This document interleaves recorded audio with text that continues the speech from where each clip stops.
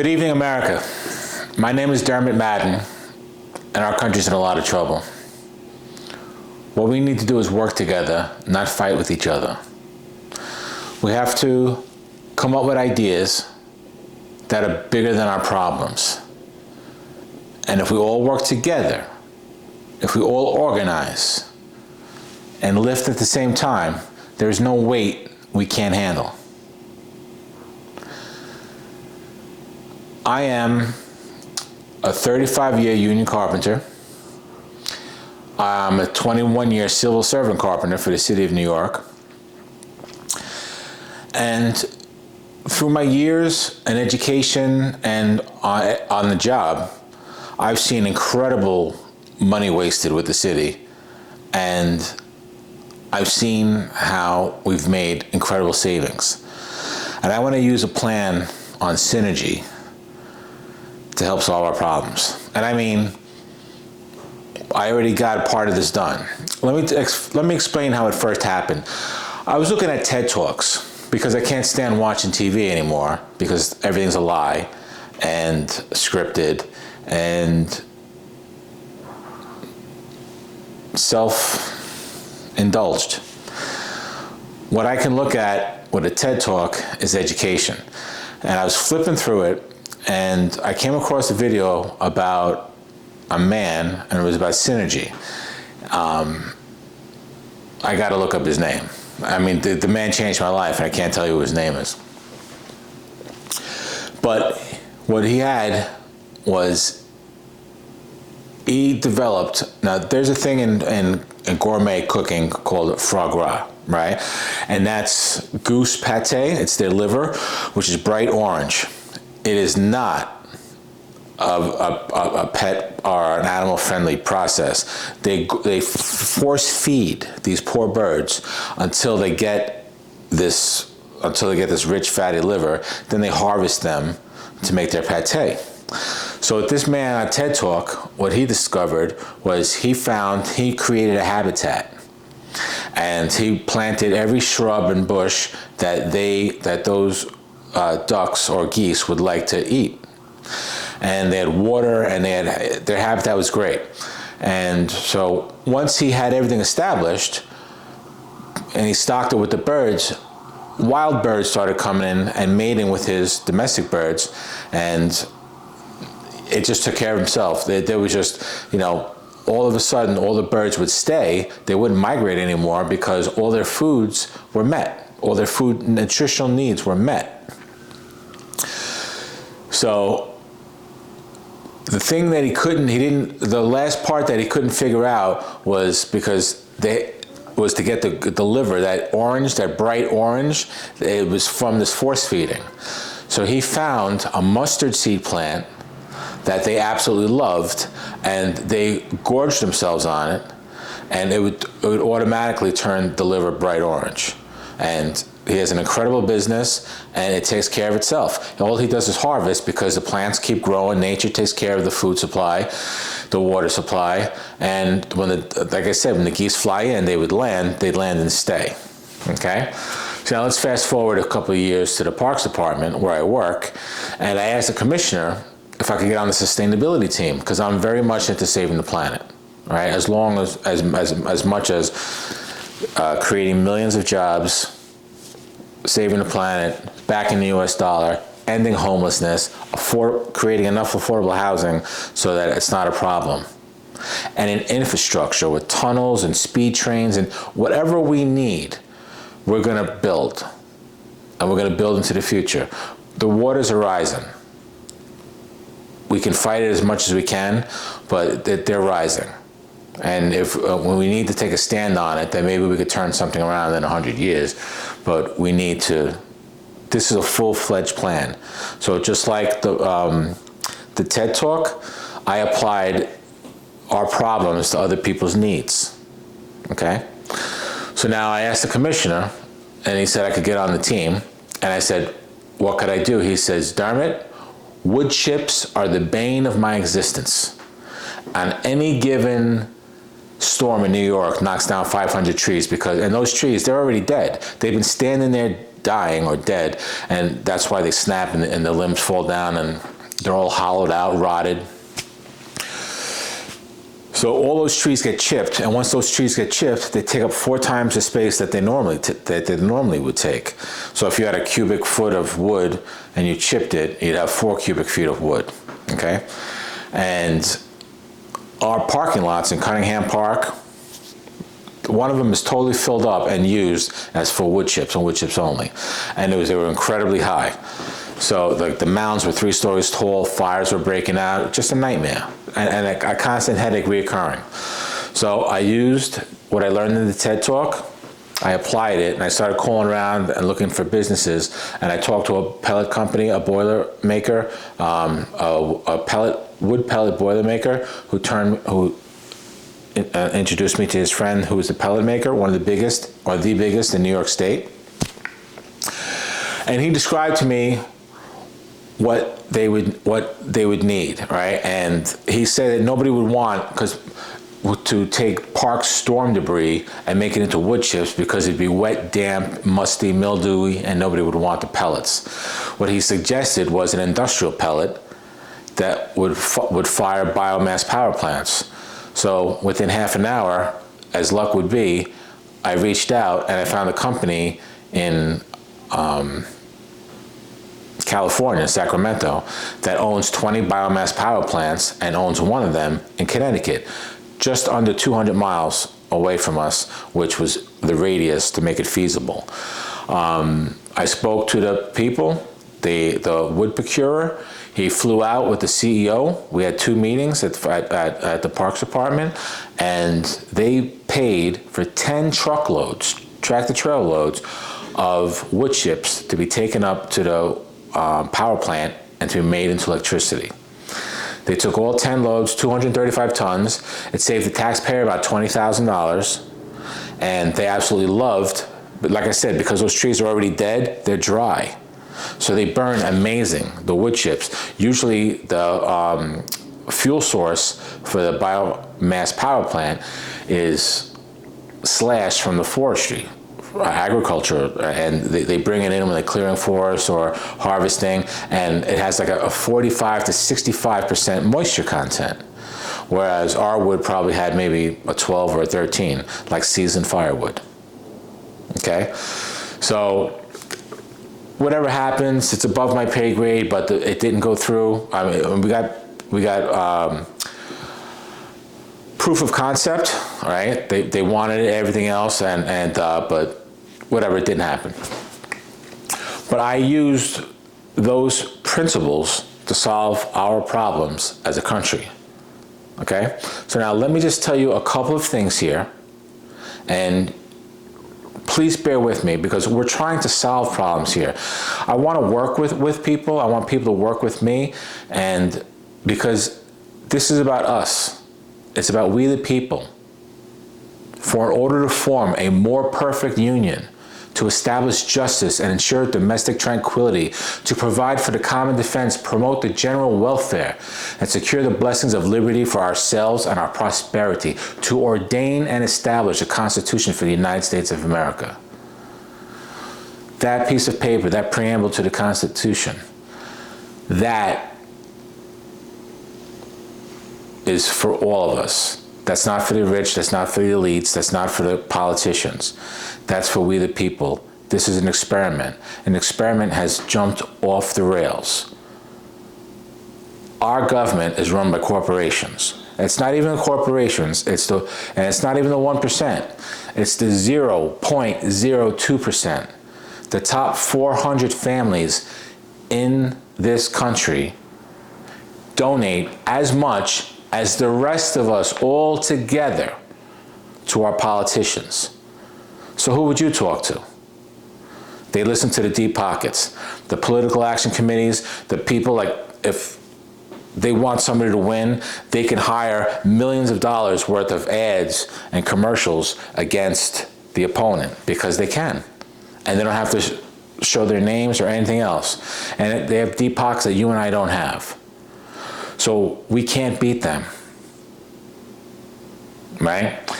It has to come from an idea. It has to benefit the elites and the rich.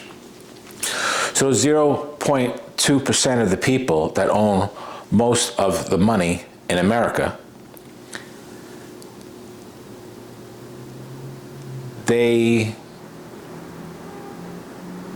own all the stocks, right? Or 80% of all the stocks. So that means they control 80% of all the corporations. That means that they can vote and have the lobbyists of those corporations work on their politicians. And they're all in their pockets. When when Obamacare was coming to Washington, 4,000 lobbyists for the Medicare, and I'm not knocking anybody. This whole plan here, right, is amnesty. I'm not angry at the banks. I'm not angry at anybody. Whoever's hungry for power, I don't want to say a syllable to divide us. I want to bring us together. So if you love Trump, you don't love Trump, it doesn't matter at this channel. You're a Republican, you're Democrat, you're left, you're right, you're center. God bless you. I love you all.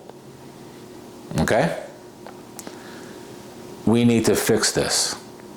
So here's some ideas of synergy that could fix this. Now here's a couple of problems that we have. Our economy, the economists say that our economy needs 2.2 children per woman to have a thriving economy. Now we're having 1.7. Okay? So I have an idea that would get the birth rate up. We have childcare is incredibly expensive. Right? We don't have enough of it.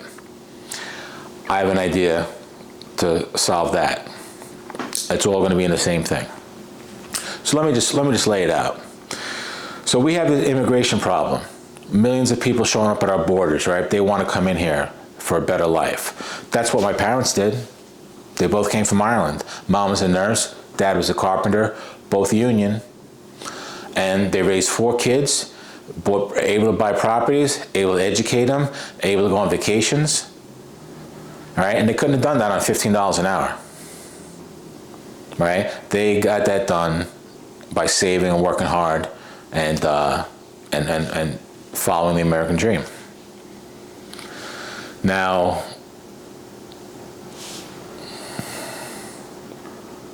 where was I?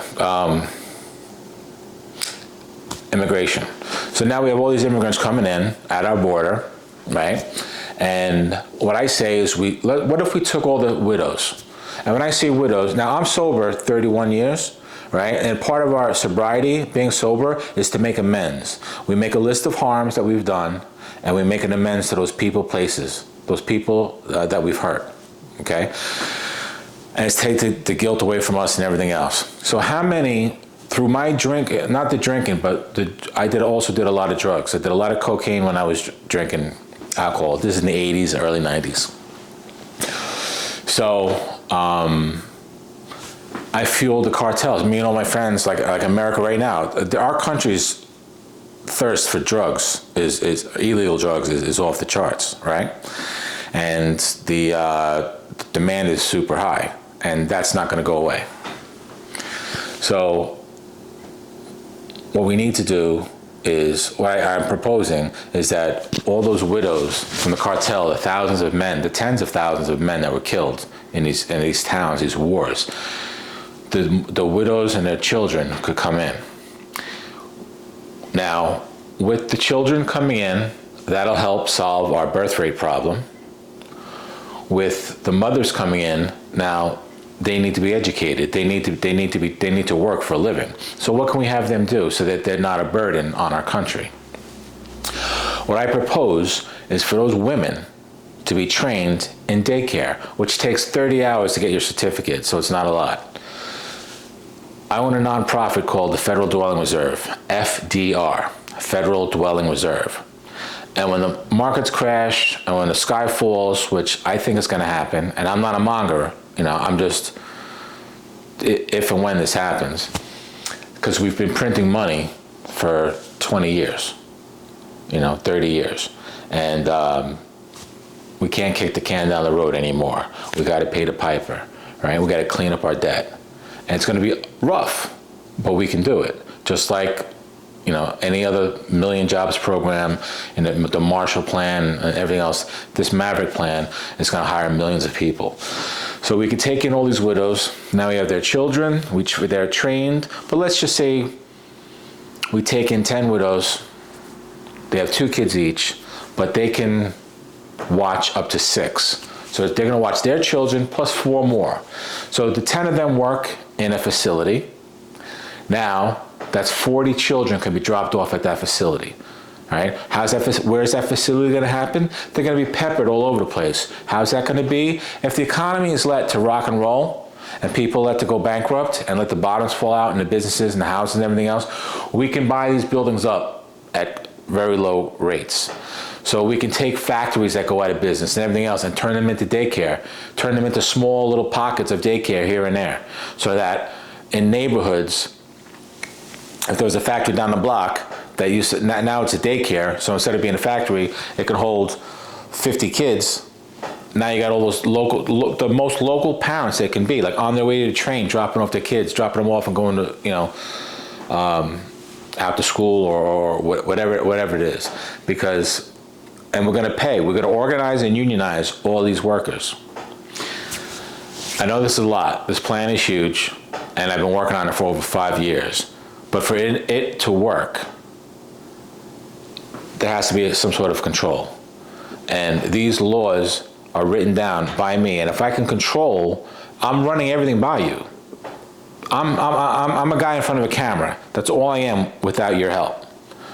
But if we can come together, right? And if you really listen to me, then I'm not going. I am trying to be as altruistic as possible.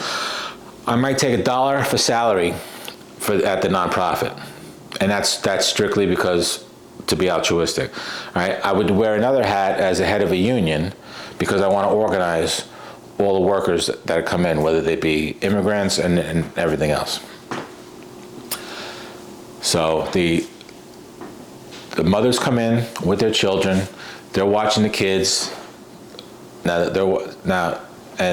that solves daycare, the low birth rate, affordable birth care, affordable daycare, and creating millions of jobs and paying taxes. These workers will get federal ID numbers.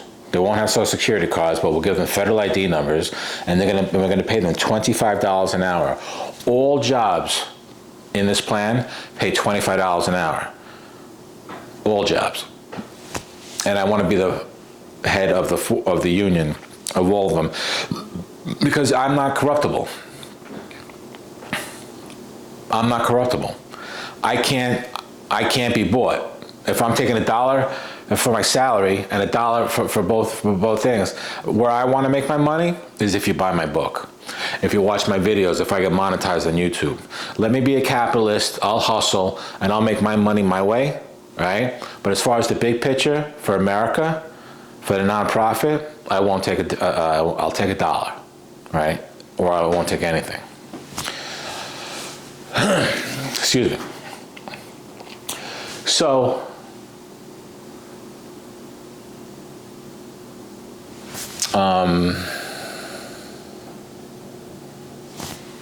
I guess that's about it for that. It solves all those problems. The low birth rate, it creates all those jobs and everything else. And we're making amends to all those women whose husbands we killed with our country's drug use. It can't be denied. And I'm not beating myself up. I'm not beating up the cops. I'm not beating up anybody. This is life on life's terms, and we need to take care of business. So, anyway, just something to think about. I got to edit these videos. I got to make a lot more of them. And please like, subscribe, reach out. But if you can purchase a book, if you go on Amazon.com and buy the Maverick Plan, because Black Lives Matter, that's $20. That's a $20 book, a $20 one-time investment for me. If you like what I'm talking about and what I'm trying to do for our country, right? And it's not a great book. I mean, it's 286 pages of ideas of like manic, like just like one idea to another, jumping around, angry. I got a lot of frustration out on that book. You'll have to read it to find out what I was pissed off about. But I'm not angry anymore at anybody. I'm going to vote who I want to vote for. But if I could describe myself as something, I might be a pro-choice fiscal conservative. I've been a Democrat my whole life, but I just keep hearing that the politicians, that the GOP doesn't have a plan, right? So I think this is a plan, because the 1% is going to love it. And I'll explain it more in videos. I'm the first director. I'm going to need you to be directors, and like thousands of directors. Directors are very well paid, extremely well taken care of. That's another video. I'm not funded right now, so I don't have a job for you to come in. Don't send your resume yet. But if you'd read the book, you'd find out the different places just and where you would fit in. Okay. And that's about it. I thank you for your time, and I hope to be talking to you a lot more and for you to be listening. Okay? Good night.